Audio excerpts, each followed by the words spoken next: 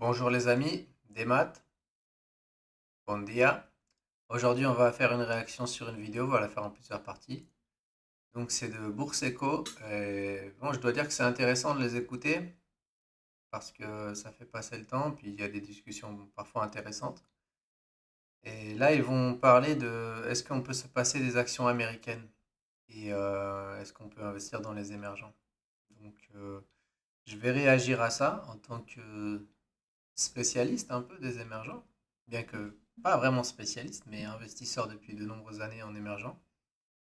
Et on va voir ce que ça donne. Et je vais essayer de pas me faire des ennemis, parce que bon, il y a des choses intéressantes et il y a aussi des choses un peu choquantes qui ont été dites. On y va. Et la vidéo est longue, donc on va peut-être le faire en plusieurs parties. Nouvelle émission de Bourse Écomote et on va parler un peu d'un sujet qui est Bon, là, autour il de y a l'actualité, l'introduction. qui est la place que devraient occuper les États-Unis dans un portefeuille boursier. Évidemment, on va parler de notre avis là-dessus. En fait, c'est un sujet qui m'est venu à l'esprit suite à un post d'un membre du club Bourse Éco qui justement se On va questionnait avancer. sur le fait de privilégier les États-Unis. Tu commences à avoir quelques doutes ou est-ce que tu en as déjà eu? C'est là où on voit que le marché est très fort, c'est que le marché, il arrive toujours ou il essaye toujours de te faire douter de tes convictions. C'est complètement fou. On avait fait une vidéo il y a quelques temps sur le LVMH, le luxe, etc. Et on voit que le marché, à chaque fois, il arrive à nous faire douter, voire même ébranler nos convictions. Sur cette partie États-Unis, pour moi, non. J'ai toujours 70%, j'ai vérifié avant de tourner l'émission, et historiquement, ça fait 25 ans que j'ai 70% de mon portefeuille aux États-Unis. Et Alors, premièrement, il dit que le marché peut faire douter des convictions. C'est parce qu'ils ont fait la vidéo il y a environ 3 semaines, quand c'était au milieu ou durant la tempête boursière causée par Trump et les tarifs, donc les droits de douane, la guerre commerciale. Et là, effectivement, à ce moment, les marchés américains avaient fortement chuté et la devise américaine avait fortement chuté. Donc, c'est vrai que les marchés peuvent toujours te surprendre. Et, et tes convictions, ils peuvent les ébranler. Mais donc lui, c'est Xavier Delmas. Lui, il dit que ça fait plus de 30 ans qu'il est, ou 25-30 ans qu'il a investi aux États-Unis principalement. Donc en fait, il a bien fait, parce que sur ces 25 dernières années, c'était la meilleure option, et donc il a bien géré, il n'y a rien à dire à ce niveau-là. Après, on va parler de l'avenir. pour appliquer la fameuse maxime de Charlie Munger, invert, always invert, j'aurais envie de dire à ceux qui ne sont pas forcément pro-US, mais si je n'investis pas aux États-Unis, où j'investis? C'est ça. Bah, c'est très facile. Moi, je dois avoir peut-être 20% aux États-Unis au maximum, et encore, c'est des vieilles positions achetées en famille à l'époque, etc. Et bah où? Bah partout. Europe, Japon, Afrique, Amérique latine, super résultat dernièrement. Chine. Donc en fait, il faut pas choisir, il faut pas dire, ok, je vais pas mettre, je veux pas mettre 70% aux États-Unis, ça c'est moi. Mais après, je vais pas dire, ok, donc je veux mettre 70% en Chine, ou 70% au Brésil, ou 70% en France. Non, il faut faire le travail. Tu peux être 70% dans un panier de pays totalement diversifié géographiquement, et après tu es invincible en fait, parce que ton portefeuille, il est partout. Autre question. En Europe, franchement, si tu enlèves les 10 beaux dossiers, 10, 15, 20 beaux dossiers européens, tu n'as plus grand-chose. Les marchés émergents, ça reste les marchés émergents. La Chine, avec tout Ah, ça reste les marchés émergents, c'est très bien, les marchés émergents, ça fonctionne très bien. les risques réglementaires, politiques, etc. Je ne parle pas de l'Amérique du Sud, je parle pas. Donc c'est quand même. La Chine, c'est vrai qu'il y a des risques, aux États-Unis aussi. Le principal risque en Chine, c'est que ton courtier européen décide que tu n'es pas le droit d'investir en Chine. C'est le risque d'être investi dans une zone, entre guillemets, ennemie ou rivale. Après, bah là, quand il dit l'Amérique latine, j'en parle même pas, c'est-à-dire que ça montre un manque de connaissance en fait. Il pourrait dire l'Amérique latine, moi j'y connais rien, mais l'Amérique latine, il y a des excellents retours à faire, et il y en a des excellents qui ont été faits. compliqué. Donc, moi, mon portefeuille représente à peu près finalement la place de l'économie américaine et des marchés américains dans le monde. Donc, L'économie américaine dans le monde, je crois que c'est 20 ou 30%. Les marchés, effectivement, ça doit être dans le 70%. Mais l'économie américaine, c'est une petite, c'est minoritaire dans le monde. Je dirais pas que c'est petit, parce que si ça s'écroulait, on souffrirait tous. Mais c'est minoritaire. voilà, j'ai envie de dire un classique 70%, mais qui n'est pas si classique que ça. Et je pense qu'on ne vit que des turbulences à court terme. Donc, pour le moment, le marché n'arrive pas à ébranler mes convictions. Je sais pas, toi, Loris, ce que tu en penses. Je suis à peu près. C'est vrai que là, il a raison que la baisse suite aux tarifs, aux droits de douane de Trump, c'est du court terme et que si lui, il est investi depuis 25 ans aux États-Unis, je veux dire, c'est pas ça qui va lui faire changer d'avis et c'est pas ça qui, c'était une bonne stratégie et c'est pas, si tu es de long terme, il va peut-être pas optimiser au max, avoir les meilleurs résultats, mais il va continuer à avoir des résultats raisonnables. Pareil, concrètement, un petit peu moins. Moi, j'étais à 70, là, je suis passé à 60, 65, hein. Mais bon, c'est déjà une belle proportion de mon portefeuille. Mais c'est, en fait, le véritable souci, c'est où, effectivement. C'est-à-dire que là, je parle stock picking, mais nous, ce qu'on veut, c'est on essaye de pêcher là où il y a du poisson. Concrètement, mis à part les États-Unis, c'est difficile, quoi. Il y a 10, 15 allez, beaux dossiers en Europe. Sinon, on va Alors l'expression pêcher là où il y a du poisson, euh, ou c'était en anglais, c'était plutôt tirer au fusil sur des poissons qui sont dans un tonneau. C'est à l'inverse, c'est pas par rapport à la qualité. C'était originellement, je crois que c'était par, je sais plus si c'est Buffett ou Munger. C'était par rapport à que l'entreprise est tellement pas chère que tu peux pas la louper parce que tu as juste à tirer au fusil dans un tonneau sur le poisson. Donc là, en fait, ce serait pas du tout aux États-Unis. Mais s'il parle de qualité, effectivement, je dirais qu'il y a un peu plus d'entreprises de qualité aux États-Unis. Mais au niveau de croissance pure, il y a plus d'entreprises de croissance pure aux États-Unis. Mais de qualité, en Europe, tu peux en prendre. T'as de quoi faire un portefeuille qualité en Europe sans problème.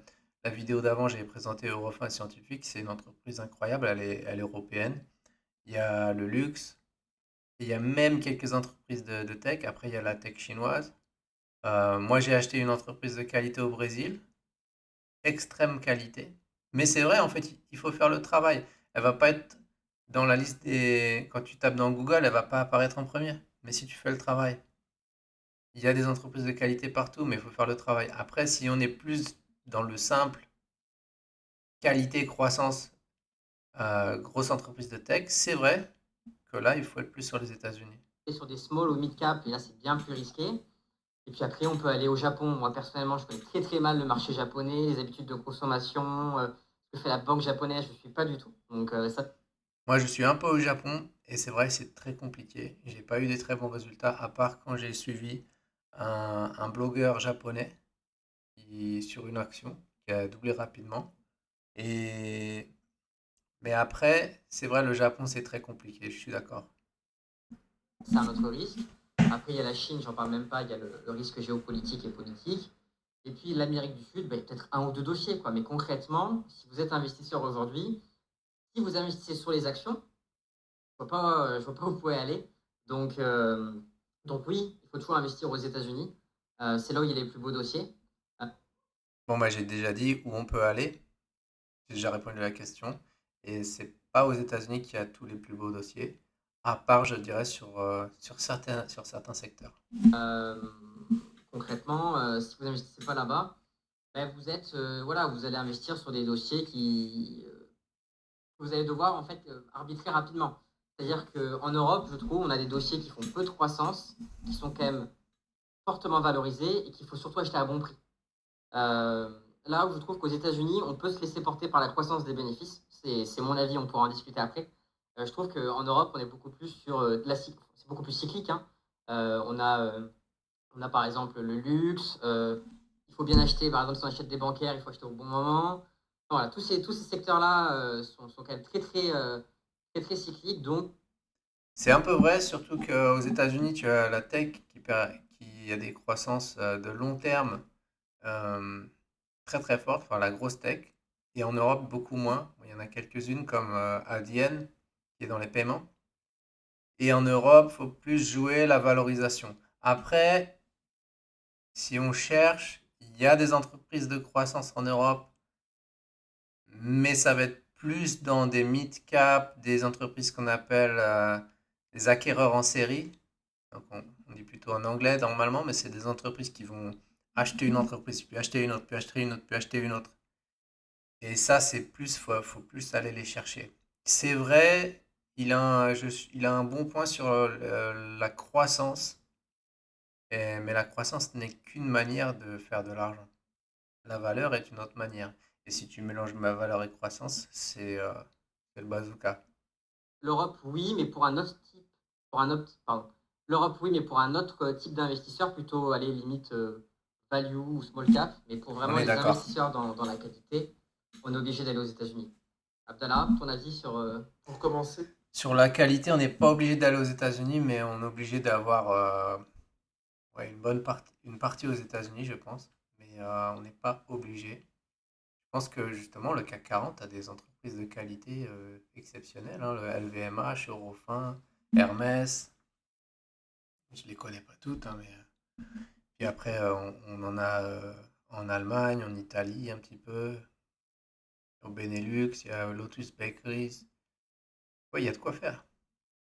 je suis à 60% d'États-Unis, donc l'objectif c'est de rester entre 60 et 70%. Je trouve que c'est une bonne pondération et Alors moi, j'ai pas d'objectif géographique. Si demain, les États-Unis ont toutes leurs entreprises super pas chères, et on va dire qu'il n'y ait pas de à la plus-value, parce que j'ai beaucoup de plus-value, je me mets à 100% États-Unis.